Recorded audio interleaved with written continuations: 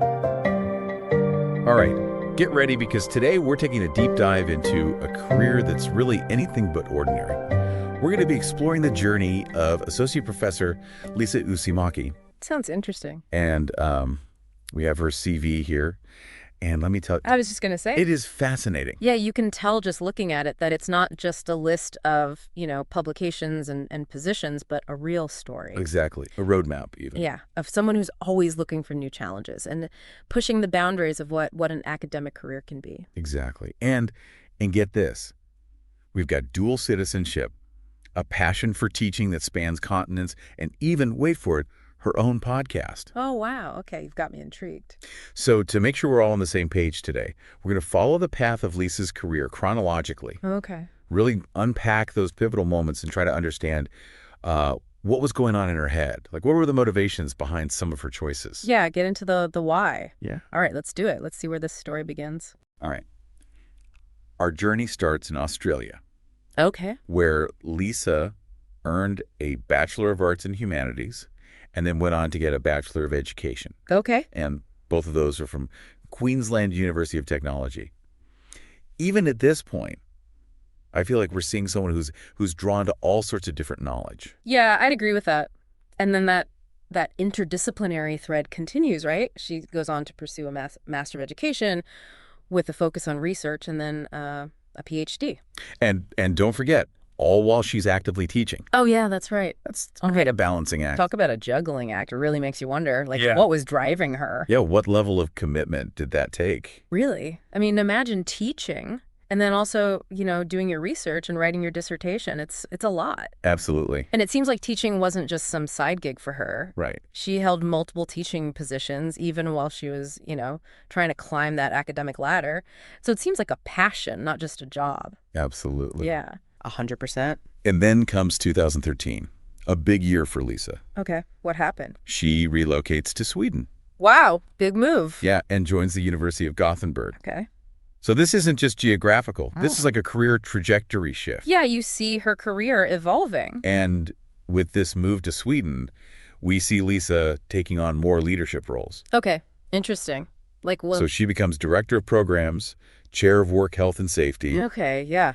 And get this, Chair of a Narrative Group. Chair of a narrative group. Now, that's interesting. I wonder what that even means. I know. Good. Why would an academic be leading that? Yeah, it's not your typical professorship. It makes you think maybe she's interested in storytelling. Yeah. Maybe as a tool to do research or something. Right, or understand complex social phenomena. Mm-hmm. It really kind of pushes back against that traditional image of a professor, like stuck in a lecture hall. Yeah. And think about the Chair of Work Health and Safety. Yeah, that's a tough one. That's conflict resolution, mediating grievances. Yeah, lots of interpersonal dynamics. Not exactly the quiet academic life, is it? Not really. It sounds like maybe she's good with people. And not afraid of a challenge. Right. And those leadership skills probably helped her with research and teaching, too. Right. Fast forward to 2019, another really interesting shift. Okay. Liisa's leadership roles. Mm-hmm. They become super focused on digitalization in education. Oh, wow. So she's leading these projects and developing strategies, facilitating workshops. Yeah, was she ahead of the curve? It makes you wonder. Or did something happen that made her focus on this? Right, like was it proactive or was it reactive? It speaks to her ability to adapt. Seeing that the world is changing and that new tools are needed. I wonder if her international experience had anything to do with it. Oh, interesting point. Maybe seeing how other countries were using technology. Yeah. And speaking of international experiences... Yes, let's get into that. Let's look at one of the most interesting things on her CV. Her work in international collaborations. We're talking Erasmus Plus projects. Okay. Partnerships with universities across Europe. Cool. One focused on father involvement in preschools. Oh, wow. Interesting.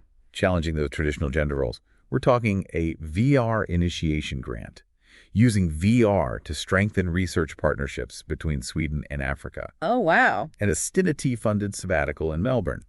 Stinity, by the way, is a Swedish foundation promoting internationalization in higher education. Okay.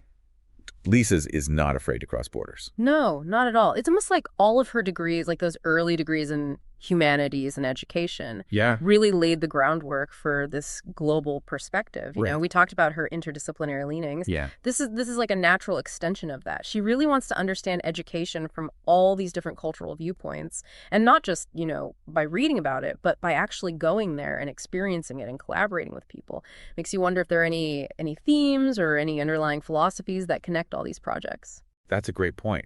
It's like she's collecting all this knowledge from all over the world. Yeah, yeah. And get this, while she's doing all of this traveling and collaborating, she reaches a major milestone in her career. Let me guess. She becomes an associate professor. That's right. In 2019, Liisa earns the title of docent, or associate professor in Sweden. Huge accomplishment. And this wasn't just given to her. This involved a ton of evaluation by experts in her field. Right, renowned professors. It really speaks to, her hard work and how much she's respected. Absolutely.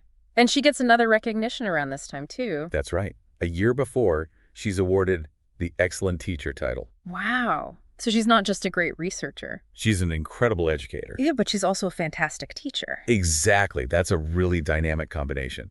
She really embodies that ideal of the scholar who's passionate about both creating knowledge and then sharing it. It's really remarkable. It takes a lot of dedication to be good at both of those things. And speaking of reaching a wider audience, Yeah. Liisa launched her own podcast in 2021 Okay. called Sånt är livet i Sverige. What does that mean? It means that's life in Sweden. Oh, cool. And she has a bunch of different guests. And the topics are often connected back to her research. Very smart. So it's like she's creating this platform Yeah. for these broader discussions. Extending the reach of her work. I wonder if that was a deliberate strategy. Yeah, it could be. It's like public scholarship, taking these complex ideas and making them accessible to everyone. Exactly. And the guests are incredible. Oh, like who? Jane Elliott, for example, for her groundbreaking work on race and racism, and Professor Pasi Sahlberg, a leading voice in education reform. Wow, those are big names in education. I know, right? Seems like she's not afraid to tackle those tough conversations and bring in challenging perspectives. Yeah. But it's not just big-name academics. Right. She also has a criminologist talking about, the reasons behind crime, and even a breast cancer survivor sharing her story. Wow, so it's a really diverse group of guests. Yeah, and it seems like she's really intentionally creating this space for different voices and experiences. Connecting research to the real world. Exactly. Now, before we get too deep into the podcast, let's take a step back and think about all the teaching experience on her CV. Okay. We're talking undergraduate and master's level teaching in both Sweden and Australia. She's clearly invested in shaping the next generation. Right. And that commitment to mentoring future generations Yeah. is really highlighted by the fact that she's supervised and examined over 100 master's and honors theses. Yeah. That's a lot of guidance. 100 theses. Imagine her impact through those students. That's huge. That's like creating a whole network of educators. And her teaching isn't just in the classroom. We also see things like keynote speeches, workshops, Right. even a speaking with confidence workshop that she designed herself. She seems to really believe in the power of communication. Clearly. Yeah. And empowering others to find their own voice. Yeah. It's really a holistic view of education. Different formats, different technologies, different audiences. It's like she's constantly trying to find new and interesting ways to share knowledge. Makes you think, what can we learn from that? How can we apply that to our own work, whether we're educators or just lifelong learners? It's such a great question. Yeah. And one that I think we'll explore further as we continue our deep dive. Okay. But for now, I think we need to take a pause. Yeah. Good idea. Grab a cup of coffee, let all of this sink in, because trust me, there is a lot more to come in part 2 of this deep dive. All right. Looking forward to it. All right. So are we ready to jump back into Lisa's amazing career? You bet. I mean, we left off talking about how awesome her approach to teaching is. Right. But there's so much more we have to look at. Yeah. Like her research, her CV mentions all these different funded research projects, Okay. each with its own unique focus. Where do you want to start? Well, remember that Erasmus Plus project we were talking about? Yeah. And this commitment to equity shows up in her work on sustainability education too, right? With the Adusta project. Absolutely. It's not just about teaching kids about the environment. Yeah. It's about giving educators the tools to be change makers. And those micro-credentials, those digital badges, are a great way to recognize their expertise. Those credentials give educators recognition for their skills, Mm. which can open doors for them. I can see that. It's like a stamp of approval. Exactly.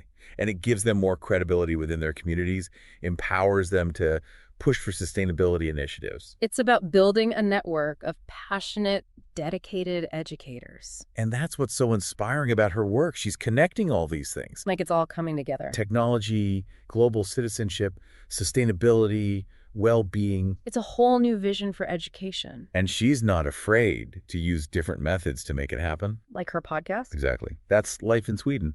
It's a brilliant example of how she uses technology to bring people together. I'm so curious about that podcast. It sounds like these amazing conversations. They are. It's not just educators, though. She's had policymakers, activists, artists, Wow, really? all connected by that shared passion for a better world through education. It's like she's saying, hey, this isn't just an academic thing. This is everyone's business. Exactly. And there are some really interesting themes that come up. Like what? This idea of critical thinking skills keeps coming up. Oh, that's so important these days. It is, right. How do we equip students to navigate this complex world, question what they hear, analyze information, and come up with their own solutions? We need to go beyond just telling them what to think. Exactly. Yeah. And she's doing that in her own teaching, creating a space where students can challenge traditional ideas. So it's okay to disagree. It is. It's about encouraging respectful debate and curiosity. Giving them that agency, that power. And it's not just about challenging authority. It's about giving them the tools to analyze information and form their own opinions. So how does she do that? Well, one way is by exposing them to a variety of sources, even conflicting viewpoints. Oh, interesting. Yeah, and then they discuss and debate these different perspectives in class. Makes sense. It helps them learn to evaluate information critically, spot biases, and synthesize all that into their own understanding. It's like she's teaching them intellectual humility. Absolutely. It's not about being right all the time. Right. It's about recognizing the limits of your own knowledge and being open to learning from others. And that's something she embodies herself. She's a lifelong learner, always seeking new knowledge, always adapting her own thinking. That's inspiring. Is there anything about her approach that surprised you? I think her optimism is what struck me the most. Oh, I see that. Even with all the challenges facing education today. Yeah, there are a lot. She still believes in its power to make a difference. It's contagious, that optimism. It is. Makes you want to believe, too. And it makes you want to get involved, do your part. Exactly. And what I love is that her work is so grounded in reality. It's not just theory. Right. She's not just talking about it, she's living it. And she's inspiring others to do the same. She does it all with this warmth and humility. It's genuine. It is. She's not trying to be a guru. Right, she's just sharing. Sharing her experience, her passion, inviting others to join her on this journey. It's like she's saying, come on, let's figure this out together. Exactly.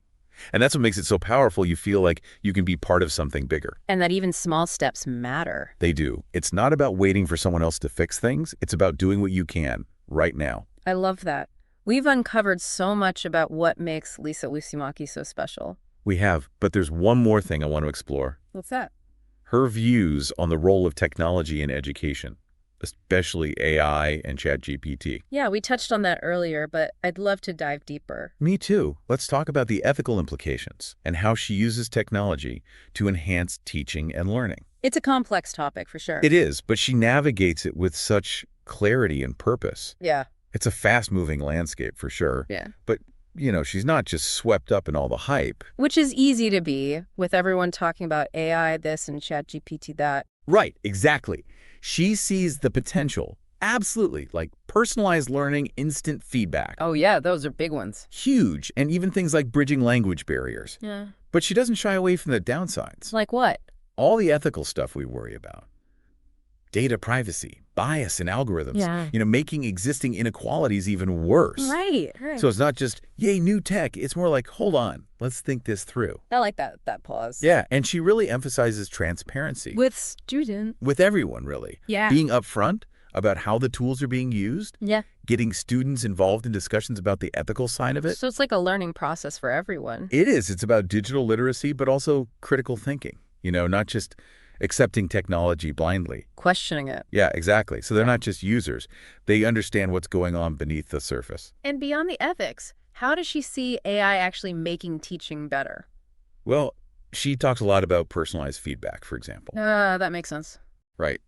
AI can analyze student work, figure out where they need help, suggest resources. Saves teachers a ton of time, especially with big classes. Exactly. It frees them up to focus on those things AI can't do. Like those human connections we talked about earlier. Right. Mentoring, building community, all that good stuff. Now, what about students who don't have access to this tech outside of school? We don't want to leave anyone behind. Oh, she's very aware of that. She's a big advocate for equitable access and providing support for students who might struggle with the digital world. So it's about leveling the playing field. Exactly. Everyone deserves the chance to develop those skills, right? Absolutely. It seems like for her, it's not about the tech itself, it's about the purpose. Yeah, using it thoughtfully, fairly, and always with those core values in mind. Equity, well-being. And of course, connection, like with her podcast. Oh, that's life in Sweden. Such a great example of that. Bringing people together from all over. Yeah, sharing knowledge, having these thought-provoking discussions. It really shows her belief in the power of technology to build bridges. I'm so glad we got to dive into all this. Liisa Uusimäki is truly an inspiration. She is. She walks the walk. And she shows us that education can be so much more than just, facts and figures. Right. It's about empathy, critical thinking, empowering people to make a difference. It's been a fantastic journey exploring her career. She's a true pioneer, a global citizen, and someone who's really pushing the boundaries of what education can be. And her story shows us that we all have the power to make a difference. Whether it's in our classrooms or communities or on a global scale. It's about finding what you're passionate about, embracing new ideas, and never being afraid to challenge the status quo. Well said. So to all our listeners out there, what will you take away from this deep dive? How will Liisa Uusimäki's work inspire you? Go explore her work, listen to her podcast, get those creative juices flowing. And remember, every action, no matter how small, can make a difference. Keep learning, keep questioning, keep pushing forward. Thanks for joining us on this deep dive, and we'll see you next time.